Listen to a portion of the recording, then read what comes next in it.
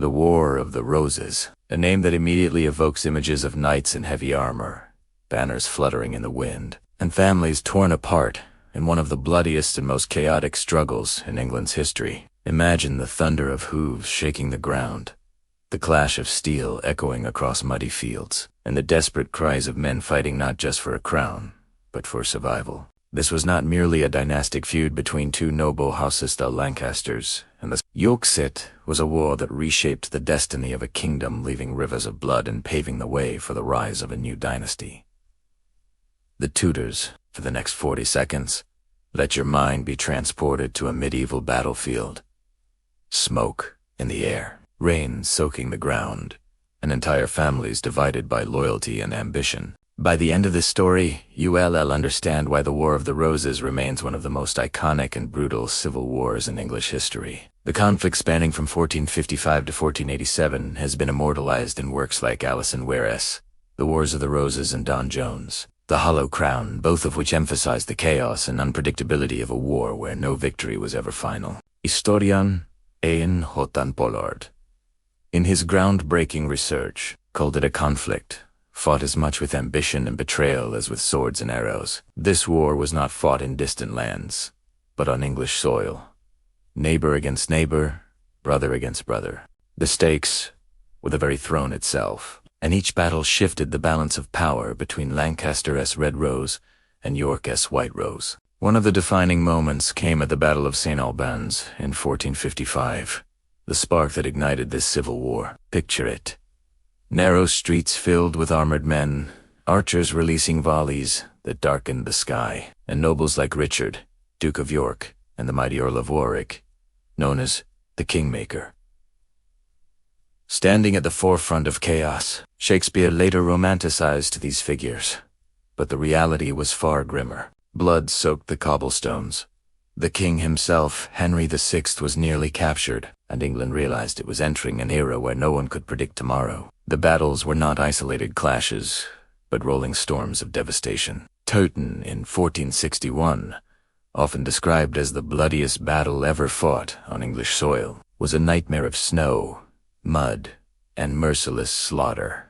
According to historian Charles Ross, as many as 28,000 men may have died in a single day, their bodies left frozen on the ground, the snow turned crimson. Don Jones vividly writes that Towton was less a battle than a massacre, and for those who survived, the memory of the horror haunted them for life. Imagine standing on that field, hearing the screams of thousands, with no clear front line, just chaos, fury, and death. Halfway through this tale, let me pause for just a second.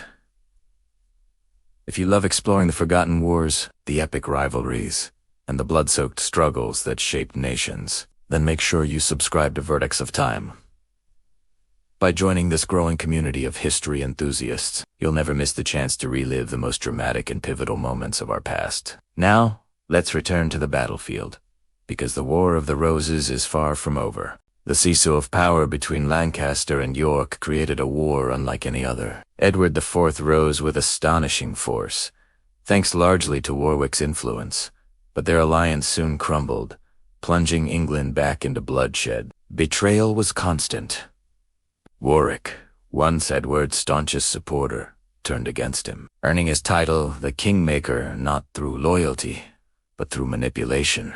The Battle of Barnet in 1471 perfectly symbolizes the chaos of these shifting loyalties. Shrouded in fog, soldiers mistook friend for foe, and Warwick himself was struck down, his body displayed in London as a warning that even the mighty could fall. Following Barnet came the Battle of Tewkesbury, another brutal clash where Prince Edward of Westminster, the Lancastrian heir, was slain. Historian Desmond Seward describes Tewkesbury as a final nail in the coffin for Lancaster, though the corpse of the cause would continue to twitch for years to come. Bloodlines were extinguished on the battlefield, noble houses eradicated in the span of hours, and yet, even with Yorkist supremacy, England found no peace. Edward IV's reign was riddled with unrest, and his death reopened the door to ambition and treachery. Perhaps the most infamous figure to emerge from this chaos was Richard III, whose rise was drenched in suspicion and controversy. Shakespeare's portrayal of him as a deformed villain remains iconic.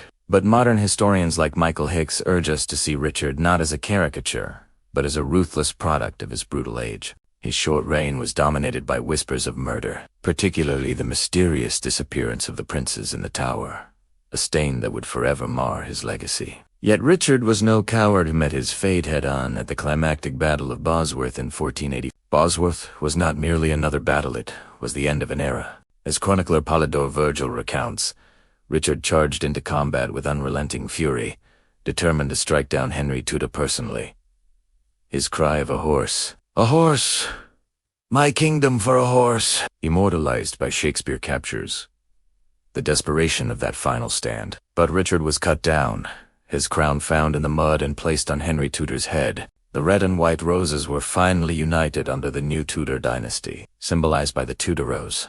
But the scars of 3 decades of civil war would remain. The War of the Roses is more than a tale of blood and steel. It is a testament to how ambition, betrayal, and the thirst for power can tear a nation apart. It is a story where kings were made and unmade in the space of a single battle, where entire families were destroyed, and where England learned, through unimaginable suffering, the price of instability. Historian Dan Jones concludes that without the War of the Roses, there would be no Tudors, no Henry VIII, no Elizabeth, and perhaps no English Renaissance. The echoes of these wars ripple through history even today, reminding us that the fate of nations often hangs on the edge of a sword. So as we close this epic journey, imagine again the battlefield.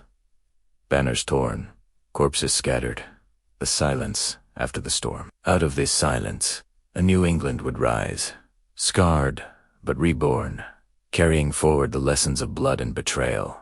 This is why the War of the Roses continues to captivate historians, writers, and admirers of English history across the world. It was not just a war.